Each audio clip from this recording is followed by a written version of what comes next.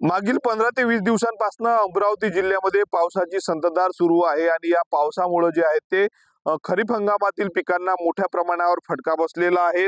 अनेक भागामध्ये जर आपण पाहिलं तर शेतांमध्ये जे आहे ते मोठ्या प्रमाणावर पावसाचं पाणी साचलेलं आहे आणि त्यामुळे पिकांची वाढ खुंटलेली आहे आणि अनेक भागामध्ये सोयाबीनवर जर आपण पाहिलं तर विविध रोग आले आहे, रोगांचा प्रादुर्भाव आणि दुसरीकडे सोयाबीन पिवळं जे आहे ते मोठ्या प्रमाणावर पडलेलं आपण या दृश्यांमध्ये बघू शकतो। मी सध्या सोयाबीनच्या एका शेत शिवारामध्ये आणि या ठिकाणी जर आपण बघू शकतो मोठ्या प्रमाणावर पाणी शेतात ठिकठिकाणी साचलेलं आहे। संततधार पाऊस आहे, झडी आहे, त्यामुळे पाण्याचा देखील निचरा होत नाही। क्षमतेपेक्षा जास्त पाणी जे आहे ते आता पिकांना झालेलं आहे। आपण या ठिकाणी जर बघितलं तर वाढ खुंटलेली आहेत, वेगवेगळे आजार जे आहेत ते रोग जे आहेत ते सध्या सोयाबीनवर आलेले आहेत, वेगवेगळ्या अळ्यांचा प्रादुर्भाव आहे। त्यामुळे ओएसिस फर्टिलिटीच्या तज्ञांनी आयव्हीएफ उपचार पद्धतीद्वारे 1 लाखांहून अधिक जोडप्यांना मातृत्व प्राप्तीचा आनंद दिला आहे।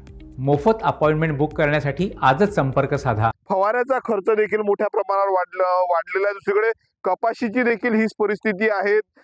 कपाशीची देखील वाढ खुंटलेली आहे। संततधार पाऊस सुरू असल्यामुळे मात्र मशागतीचे कामं जे आहेत ते पूर्णपणे ठप्प झालेले आहेत। वेळेत मशागत शेतकऱ्यांची शेतीमध्ये होत नाही, त्यामुळे उत्पादनात मोठ्या प्रमाणावर घट होणार आहे। विदर्भात जर पाहिलं तर सर्वाधिक कपाशी आणि सोयाबीनचं पीक घेतलं जातं, परंतु संततधार पावसामुळे मात्र शेतकऱ्यांचं पीक जे आहे ते धोक्यामध्ये आलेलं आहे। त्यामुळे नुकसान भरपाई मिळाली पाहिजे अशी मागणी शेतकऱ्यांनी केली आहे। पंचनामे केले पाहिजे असं शेतकऱ्यांनी म्हटलेलं आहे।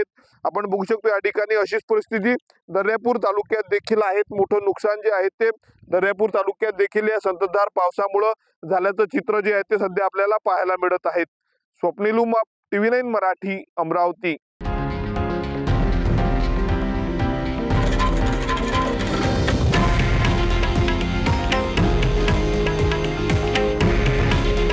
हे आहे देशातील नंबर 1 न्यूज नेटवर्क आणि आपण पाहत आहात TV9 मराठी।